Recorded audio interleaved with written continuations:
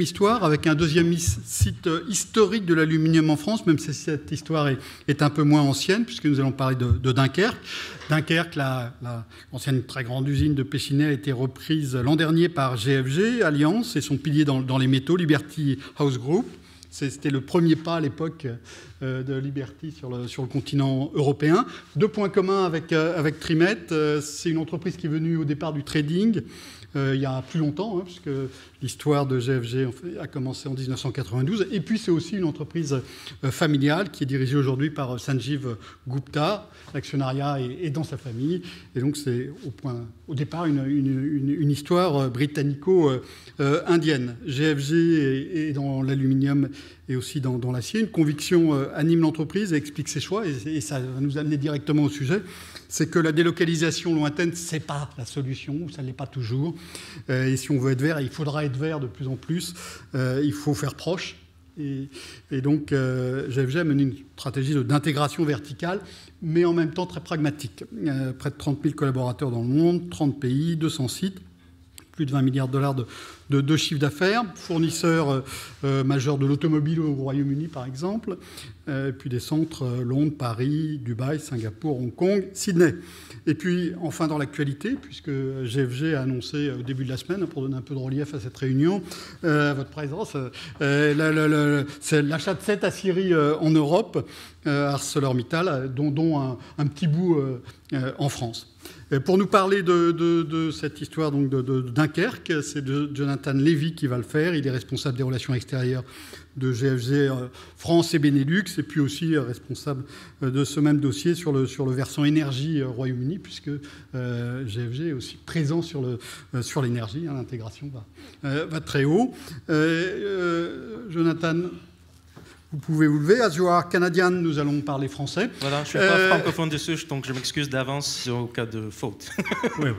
Voilà, et je vais vous poser la même question qu'à Philippe, même si vous, c'est plus récent. C'est pourquoi l'achat de Dunkerque pour mieux expliquer ça, je vais juste expliquer un peu les origines de GFG Group et de GFG Alliance. Donc, comme vous avez expliqué, c'est un groupe familial, commencé par notre président Sanjeev Gupta, donc il reste notre seul actionnaire. Et voilà, à la base, c'est un trader et il a commencé Liberty House Group en 1992. Mais ses ambitions, c'était toujours d'entrer dans le monde industriel. Il vient d'une famille industrielle. Et pendant ses études à Cambridge, il regardait l'industrie au Royaume-Uni et il remarquait deux choses. Première chose, beaucoup des industrialistes étaient en train de tourner leur dos vers des anciennes usines, des aciéries, des fonderies. Et ils quittaient l'Europe occidentale pour l'Est. Deuxième chose, on exportait la plupart de nos déchets ailleurs. Même maintenant, au Royaume-Uni, on exporte 80% de nos déchets, soit métal, ou acier ou aluminium, ailleurs. Et ça lui paraît complètement ridicule parce qu'en exportant ces matériaux-là, on exporte au même temps les responsabilités environnementales et du valeur, parce que forcément, il y a du valeur dans ces déchets. Donc, il a conçu une stratégie qu'il fallut changer effectivement le modèle, de business model de l'industrie traditionnelle. Donc, c'était ce qu'on appelle maintenant green steel et green aluminium. Mais ça demande forcément un changement du modèle. Donc, c'est basé sur un système d'intégration verticale. On commence avec énergie, si possible faible en carbone et renouvelable, qui fournit des fonderies ou des aciéries qui eux-mêmes recyclent le plus possible des déchets.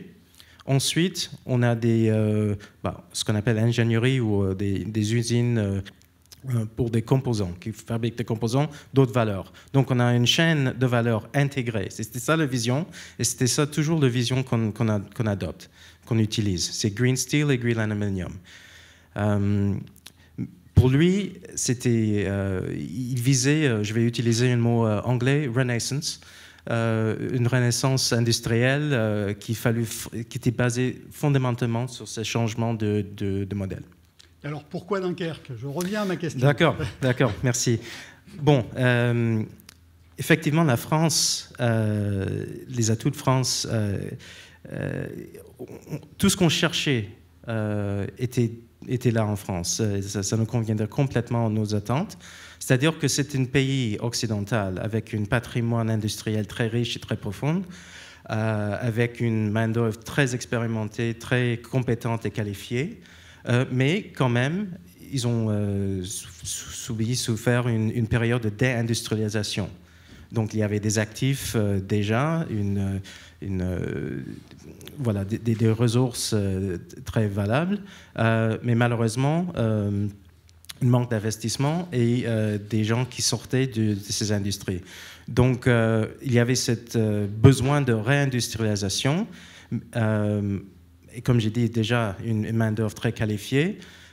Mais le facteur déclencheur pour nous, c'était l'élection d'Emmanuel Macron, parce qu'on a vu en lui un président jeune, dynamique, quelqu'un qui soutenait l'industrie et qui accueillait effectivement l'investissement étranger. Je ne peux pas dire qu'il y avait une réforme en particulier qui était le déclencheur, mais juste l'atmosphère et l'environnement voilà. Pour l'avenir Pour l'avenir, donc ça fait à peine un an qu'on est sur l'Hexagone et on est parti de zéro et maintenant on a 2000 salariés, 9 sites du coup cette semaine, notre 9e. Donc pour l'avenir, notre modèle de business model, c'est basé sur l'expansion. Donc, tant qu'il y a des opportunités, on va les regarder. Et voilà, on a déjà des actifs en amont et l'aval. Précisez peut-être un petit voilà, peu. D'accord. Certains dans la salle connaissent ce que font chacun de ces sites, mais précisez tout de même. Donc, notre siège à Paris, Dunkerque, effectivement, notre usine d'électrolyse, le premier en Europe. Ensuite, en fait, mon premier acquisition a été notre usine à jantes à Châteauroux. Donc, c'était AR Industries, maintenant Liberty Wheels France. Et ça démontre un peu notre stratégie, parce que comme on n'a pas d'actionnaire, on peut prendre des décisions qui paraissent peut-être un peu, voilà, entre guillemets, intéressantes. À Châteauroux, l'usine, c'est la dernière usine de jantes en aluminium en France. Et c'était en redressement judiciaire il y a un an. Et voilà, Sanjeev, notre président, était très intéressé. Les gens se grattaient la tête en disant pourquoi ça ne fait pas bon sens. Mais effectivement, comme on voulait nous implanter ici en France dans l'aluminium et on voulait desservir le marché français aluminium et en particulier automobile, pour acheter le dernier usine à jantes d'aluminium en France, c'était un achat parfait parce qu'on n'a pas juste acheté un actif, on a accueilli 350 salariés extrêmement qualifiés dans le dessin et la production de ces jantes. Donc maintenant, on dessert avec cet actif et ces gens-là le marché français d'automobile avec des jantes en aluminium. On a sauvegardé ses compétences et ses expériences. Qu'est-ce qui vous paraît important de regarder en France maintenant? Toujours un esprit qui est ouvert à l'investissement de l'étranger et voilà, c'est toujours un marché. Vous avez été surpris de la qualité de l'accueil quand vous êtes arrivé? Oui, la qualité de l'accueil, on était vraiment très contents de l'accueil qu'on a reçu tout partout dans la France. Et tout récemment, on a acheté deux autres actifs à Poitou. Donc 2 fonderies. On a acheté ainsi le deuxième carrossier industriel à Salamine, de Ressotti. Donc notre business est en train de plein de croissance là. On voit bien comment en France, vous appliquez cette stratégie et de proximité et d'intégration. C'est ça. Nous sommes, à chaque fois qu'on investit dans un pays, c'est toujours pour desservir le marché domestique. Donc, notre stratégie d'investissement au UK, c'est pour desservir le marché UK. En France, en Australie, il y a des échanges, bien sûr, entre les différentes entreprises dans l'Alliance, mais normalement, on est là pour desservir ici, en France, la France, quoi. Merci Jonathan. Comme vous parlez parfaitement français, on a remarqué tous que vous avez mis la désindustrialisation au passé et évidemment, nous y sommes très sensibles. Nous allons maintenant...